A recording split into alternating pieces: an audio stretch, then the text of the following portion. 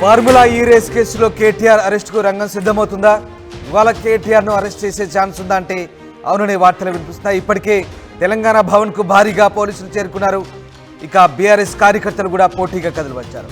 అయితే కేటీఆర్ హైకోర్టును ఆశ్రయించబోతున్నారు. న్యాయ నిపుణులతో నిన్నటి నుంచి సంప్రదింపులు జరుపుతున్నారు. హైకోర్టులో ఇవాళ క్వాష్ పిటిషన్ వేయబోతున్నారు కేటీఆర్. మొత్తం మీద ఫార్ములా ఈ రేస్ వ్యవహారంలో కేటీఆర్కు ఉచ్చు బిగుస్తున్నట్టుగా తెలుస్తోంది. ఇక ఈ కార్ రేస్ వ్యవహారంలో బీఆర్ఎస్ వర్కింగ్ ప్రెసిడెంట్ కేటీఆర్పై ఏసీబీ కేసు నమోదు చేసి ఏకంగా A1గా చేర్చింది. ప్రిన్సిపల్ సెక్రటరీ దాన కిషోర్ ఫిర్యాదు మేరకు 13(1)A red with 13(2) prevention of corruption act, అలాగే 409 red with 120B BNS sections కింద ఎఫ్ఐఆర్ రిజిస్టర్ చేశారు. దాదాపు 55 కోట్ల అక్రమంగా విదేశాలకు తరలించిన ఈ వ్యవహారంలో ప్రధాన నిందితుడిగా అంటే A1గా కేటీఆర్ను చేర్చారు.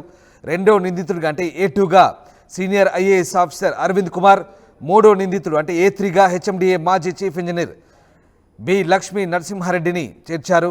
ఇక దానకిషోర్ ఫిర్యాదుతో పాటు సిఎస్ శాంతి కుమార్కి అరవింద్ కుమార్ రాసిన explanation letter, HMDA board, municipal finance department నుంచి సేకరించిన డాక్యుమెంట్లను ఎఫ్ఐఆర్లో జతపరిచి నాంపల్లిలోని ఏసీబీ స్పెషల్ కోర్టుకు అధికారులు అందించారు. కేటీఆర్ సహా ముగ్గురు నిందితులను అరెస్ట్ చేసేందుకు రంగం సిద్ధం చేస్తున్నట్టుగా తెలుస్తుంది. ఇందులో భాగంగా ఏసీబీ డీజీ విజయ్ కుమార్ గురువారం మధ్యాహ్నం అధికారులతో సీరియస్గా డిస్కస్ చేసినట్టుగా తెలుస్తుంది.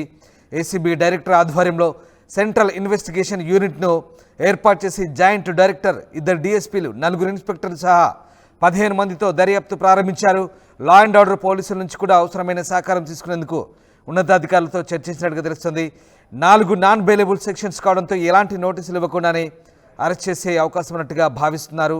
దాదాపుగా అంతర్జాతీయ స్థాయిలో హైదరాబాద్లో 9, 10, 11, 12 సీజన్ల వారీగా ఫార్ములా ఈ కార్ రేసింగ్ నిర్వహించేందుకు యూకేకి చెందిన ఫార్ములా ఈ ఆపరేషన్స్ లిమిటెడ్ FEO, రాష్ట్ర municipal administration urban development department MAUD ఏస్ నెక్స్ట్ జెన్ ప్రైవేట్ లిమిటెడ్ మధ్య 2022 అక్టోబర్ 25న ట్రైపార్టీ అగ్రిమెంట్ జరిగింది. దీని విలువ 160 కోట్లుగా చెప్తున్నారు. నెక్స్ట్ జెన్ ప్రైవేట్ లిమిటెడ్ స్పాన్సర్గా వ్యవహరించగా హెచ్ఎండిఏ మౌలిక వసతులు కల్పించాల్సింది.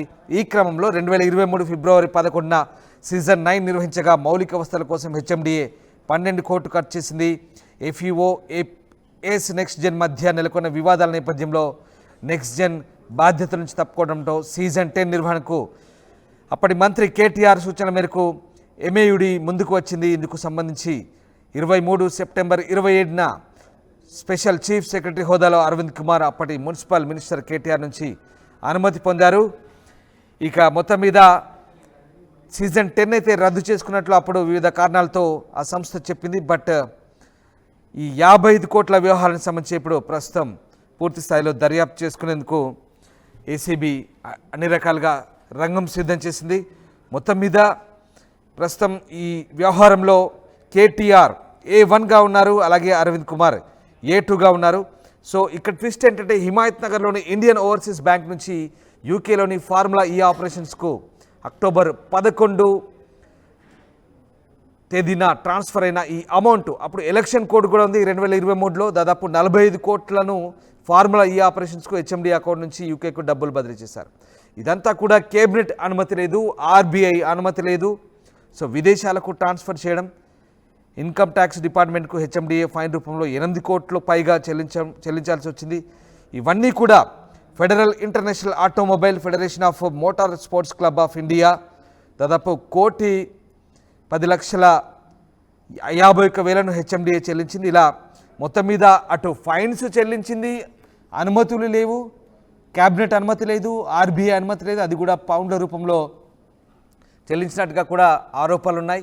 సో యూకే కంపెనీకి RBI అనుమతి లేకుండా విదేశీ కంపెనీకి చెల్లించడం, దాంతో ఇదంతా కూడా తాను మౌఖిక ఆదేశాల ద్వారానే అధికారులు చెల్లించారు, అధికారులు తప్పే లేదంటూ కేటీఆర్ బహిరంగంగా వ్యాఖ్యానించడం.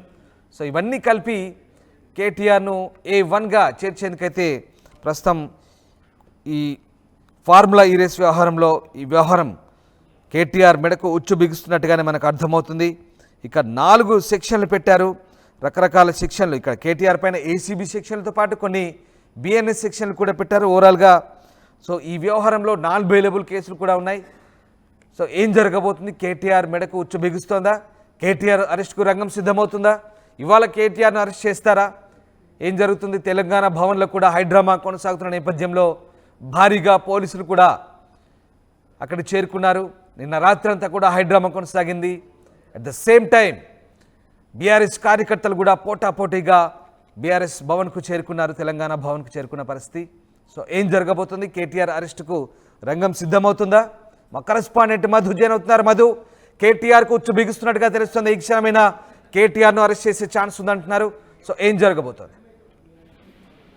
ఎగ్జాక్ట్లీ ఏ క్షణమైనా నిజంగానే కేటీఆర్ అరెస్ట్ జరిగే అవకాశం కనిపిస్తా ఉంది. పెద్దగా విచారణ పేరిట కూడా పిలవకుండా అరెస్ట్ చేసే అవకాశం ఉంది ఈ కేసులో అనేటువంటిది భావిస్తా ఉన్నారు. లీగల్ గా ఇప్పటికే కేటీఆర్ టీం దీనిపైన సమాలోచనలు చేస్తా ఉన్నారు. ఫర్దర్ స్టెప్ ఎలా తీసుకోవాలనేటువంటి క్వాష్ పిటిషన్ ఏమైనా వెళ్ళాలా క్వాష్ కి అనేటువంటి ఆలోచన చేస్తున్నట్టుగా తెలుస్తా ఉంది. అయితే ప్రస్తుతం A1 గా ఉన్నటువంటి కేటీఆర్ ని ఒకవేళ అరెస్ట్ చేస్తే తదుపరి పరిణామాలు ఎలా ఉండే పరిస్థితులు ఉన్నాయనేటువంటిది కూడా పార్టీ సమాలోచనలు చేస్తా ఉంది. హైకోర్టులో క్వాష్ పిటిషన్ వేస్తే దాన్ని యాక్సెప్ట్ చేసే అవకాశం ఉందా హైకోర్టు అనేటువంటిది, గతంలో ఇలాంటి కేసులలో కోర్టులు ఎలా మూవ్ అయ్యాయి అనేటువంటి విషయం పైన కూడా దృష్టి పెడతా ఉన్నారు. ఒకవేళ కనుక ప్రస్తుతం ఉన్నటువంటి ఏసీబీ దగ్గర పూర్తి ఆధారాలు ఉన్నాయంటున్నారు. ఇటు బీఆర్ఎస్ వెర్షన్ ఏమో కేటీఆర్ స్వయంగా చెప్తున్నారు ఇలాంటి ఆధారాలు లేవు, అసలు అవినీతే జరగలేదు, అసలు ఏసీబీ ఎంటర్ కావాల్సినటువంటి అవసరమే లేదు, ఏసీబీకి ఆ హక్కు లేదు, కేసు నమోదు చేసేటువంటి హక్కు కూడా లేదంటూ కేటీఆర్ చెప్తా ఉన్నారు. కానీ ఈ నిధులకు సంబంధించినటువంటి ట్రాన్స్ఫర్ ఏదైతే జరిగిందో నిబంధనలు పాటించలేదు, 2 దఫాలుగా నిధులకు సంబంధించినటువంటి ట్రాన్స్ఫర్ లో దానివల్ల ఆర్థిక భారం పడింది. ఫైనాన్స్ శాఖ పైన దాదాపు 8 కోట్లకు పైగా పన్ను కట్టాల్సినటువంటి పరిస్థితి వచ్చింది. అంతా ప్రజాధనం వృధా అయింది.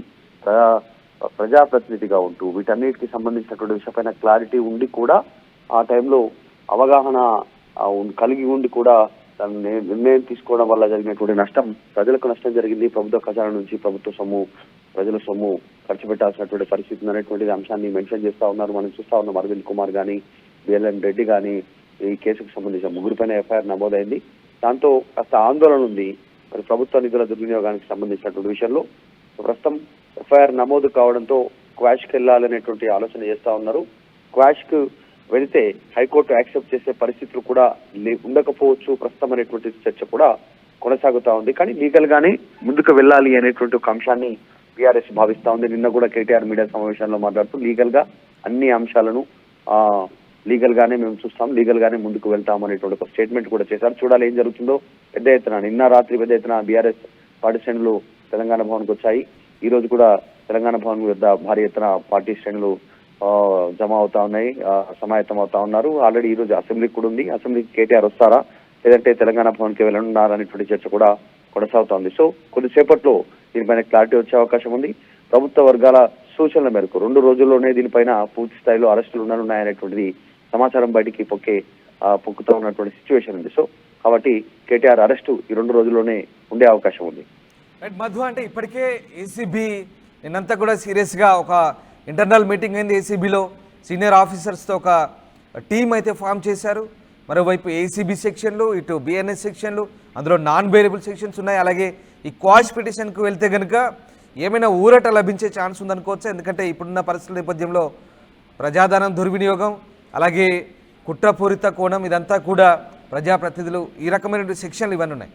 సో ఏ రకమైనటువంటి ఛాన్స్ ఉంది? కేసీఆర్కి ఏమైనా ఉపశమనం, కేటీఆర్కి ఏమైనా ఉపశమనం కలిగే అంశాలు ఇక్కడ ఏమైనా మనకు కనబడుతున్నాయా? కేటీఆర్ చెప్తా ఉన్నటువంటి అంశం అయితే ఇక్కడ కూడా డబ్బులు చేతులు మారలేదు, ఆన్లైన్ ట్రాన్సాక్షన్ మాత్రమే జరిగాయి. ఒప్పందం కుదిరినటువంటి సంస్థ ఎఫ్ఈఓ ఫార్ములా ఆపరేషన్స్ అనేటువంటి సంస్థతో ఆ సంస్థకు సంబంధించినటువంటి కుదిరినటువంటి అగ్రిమెంట్ ప్రకారం ఆ డాక్యుమెంట్ లో ఉన్నటువంటి విధంగానే ట్రాన్స్ఫర్ మాత్రమే జరిగింది. అది కూడా 2 దఫాలుగా ఇప్పటికే మనీ ట్రాన్స్ఫర్ జరిగింది. ఇంకో 3వ దఫా కూడా చేయాల్సిన సందర్భంలో కాంగ్రెస్ అధికారంలోకి వచ్చిన తర్వాత రద్దు చేసుకోవడం జరిగింది. అసలు ఎక్కడ కూడా డబ్బులు క్యాష్ రూపంలో జరిగినటువంటి సిచ్యువేషన్ లేదు. అది కూడా ఓవర్సీస్ బ్యాంక్ ఏదైతే ఉందో ప్రభుత్వానికి సంబంధించినటువంటి బ్యాంకు ద్వారా మాత్రమే ట్రాన్సాక్షన్ జరిగింది. అవినీతి జరగడానికి ఆస్కారమే లేదు. దీన్ని కావాల్సినటువంటి సందర్భంలో కావాలని రాజకీయ కక్షపూరితంగా చేస్తా ఉన్నారనేటువంటి కేటీఆర్ చెప్తా ఉన్నారు. ఈ అంశానికి సంబంధించి ప్రస్తుతం సందిగ్ధత కొనసాగుతా ఉంది. అని ప్రభుత్వ వెర్షను, మంత్రుల వెర్షను వేరే ఉంది. ఎందుకంటే ఇప్పటికే గతంలో ఒకసారి సూత్రప్రాయంగా నార్మల్ గా విచారణ సందర్భంగా అరవింద్ కుమార్ చెప్పినటువంటి మాటలను పరిగణలోకి తీసుకుంటుంది రాష్ట్ర ప్రభుత్వం కానీ ఏసీబీ కానీ. కేటీఆర్ సూచన మేరకే ఈ నిధులు మేము ట్రాన్స్ఫర్ చేయాల్సినటువంటి పరిస్థితి వచ్చింది అనేటువంటిది కేటీఆర్ దీనిపైన కూడా కేటీఆర్ నిన్న వివరించే ప్రయత్నం చేశారు. ఆ ఎలక్షన్ సమయంలో హడావిడిగా ఉంది, రద్దవ్వకుండా ఆ సమయంలో నిర్ణయం తీసుకున్నాము, అవినీతి జరగలేదు అనేటువంటిది దానికి ఎగ్జాంపుల్ తీసుకుంటూ మొనాకో అనేటువంటి ఒక చిన్న కంట్రీ గురించి కూడా ఎక్స్ప్లెయిన్ చేస్తూ ఆ సమయంలో ఫార్ములా 1 ఈ ప్రిక్స్ రద్దు కాకుండా ప్రభుత్వాలు తీసుకునేటువంటి నిర్ణయాలు ఎలా ఉంటాయి అనేటువంటిది చెప్పే ప్రయత్నం చేశారు. కానీ ప్రభుత్వ వెర్షన్ ఏమో ప్రభుత్వం పైన భారం పడింది, ఖజానా పైన భారం పడింది, ఇటు ఆర్బీఐకి సంబంధించినటువంటి నిబంధనలు ఉల్లంఘించారు అనేటువంటి అంశాన్ని ప్రస్తావన చేసే ప్రయత్నం చేస్తా ఉన్నారు. చూడాలి ఏం జరుగుతుందో. మొత్తానికైతే కేటీఆర్ అరెస్ట్ అయితే రంగం సిద్ధమైనట్టుగా తెలుస్తా ఉంది. మంత్రుల సూచనలు, మంత్రుల స్టేట్మెంట్ చూస్తే అదే కనిపిస్తా ఉంది. త్వరలోనే మధు, అయితే ఇప్పుడు బీఆర్ఎస్ భవన్ దగ్గర సిచ్యువేషన్ ఎట్లా ఉంది? ఇంకా పోలీస్ పహారా అక్కడ భవన్ చుట్టూ ఉందా? అలాగే కార్యకర్తలంతా కూడా తెలంగాణ భవన్కు నిన్నంతా కూడా చేరుకున్న పరిస్థితి. మళ్ళీ ఇవాళ ఎట్లాంటి సిచ్యువేషన్ ఉండే అవకాశం ఉంది అక్కడ? ఇంకా అలాంటి ఉద్రిక్తత వాతావరణం కొనసాగుతుంది అక్కడ? నిన్న రాత్రి పెద్ద ఎత్తున పోలీస్ బలగాలు అక్కడికి చేరుకున్నాయి. 2 ఎంట్రెన్స్ కి సంబంధించినటువంటి గేట్లు ఉన్నాయి, ఒకటి ఇన్, ఒకటి అవుట్ గేటు బీఆర్ఎస్ పార్టీకి సంబంధించి. 2 గేట్ల వైపులా పెద్ద ఎత్తున పోలీసు బలగాలు ఉన్నాయి. మహిళా పోలీసులు, స్పెషల్ పోలీసులు, పెద్ద ఎత్తున పోలీసు బలగాలు నిండిపోవడంతో నిన్ననే నైట్ అరెస్ట్ చేస్తారా, అదుపులోకి తీసుకుంటారా అనేటువంటి చర్చ జరిగింది. కానీ ఈ రోజు కూడా భారీ ఎత్తున బీఆర్ఎస్ పార్టీ శ్రేణులు తరలి వచ్చే అవకాశం ఉంది. పెద్ద ఎత్తున చర్చ ప్రచారం జరుగుతూ ఉంది. కాబట్టి నిన్ననే ఎఫ్ఐఆర్ నమోదు కావడం, నిన్న మీడియా సమావేశం ద్వారా కేటీఆర్ వివరించే ప్రయత్నం చేయడం, ముఖ్యంగా ఆయన పదే చెప్పే ప్రయత్నం చేశారు. ఇక్కడ ఉన్నటువంటి బీఆర్ఎస్ పార్టీ శ్రేణుల కోసం కూడా ఈ మీడియా సమావేశం అంటూ ఆయన చెప్పే ప్రయత్నం చేశారంటే బయట వస్తున్నటువంటి వార్తా కథనాలకు ఆయన క్లారిటీ ఇచ్చే ప్రయత్నం చేశారు. శాంతియుతంగా మాత్రమే ఎదుర్కోవాలి ప్రభుత్వాన్ని అనేటువంటి స్టేట్మెంట్ కూడా నిన్న మీడియా సమావేశం ద్వారా చేశారు ఆయన. అంటే ఇక్కడ ఆందోళనలు కానీ ఇలాంటి పరిస్థితులు, ఉద్రిక్త పరిస్థితులు నెలకొండా ఉండాలి, శాంతియుతంగా తెలంగాణ ఉద్యమం ఏ రకంగా ముందుకు పోయామో అలా పోతాము అనేటువంటి స్టేట్మెంట్ నిన్న మీడియా సమావేశంలో చేశారు. కాబట్టి పెద్ద ఎత్తున బీఆర్ఎస్ పార్టీ శ్రేణులు ఇక్కడికి వచ్చే అవకాశం ఉంది. సో ఈ కేసు విషయంలో ఏం జరుగుతుందని ఒక ఉత్కంఠ ఉంది బీఆర్ఎస్ పార్టీ శ్రేణుల్లో. కాబట్టి పెద్ద ఎత్తున బీఆర్ఎస్ పార్టీకి వచ్చే అవకాశం ఉంది. Right, yes, thank you Madhu, thanks for the update. So formula E race కేసులో కేటీఆర్ అరెస్ట్కు రంగం సిద్ధమవుతుంది. ఇవాళ కేటీఆర్ను అరెస్ట్ చేసే ఛాన్స్ ఉందంటూ వార్తలు వస్తున్నాయి. కానీ ఇప్పటికే అటు తెలంగాణ భవన్కు భారీగా పోలీసులు అయితే చేరుకున్నారు. పోటీగా బీఆర్ఎస్ కార్యకర్తలు కూడా వచ్చిన పరిస్థితి.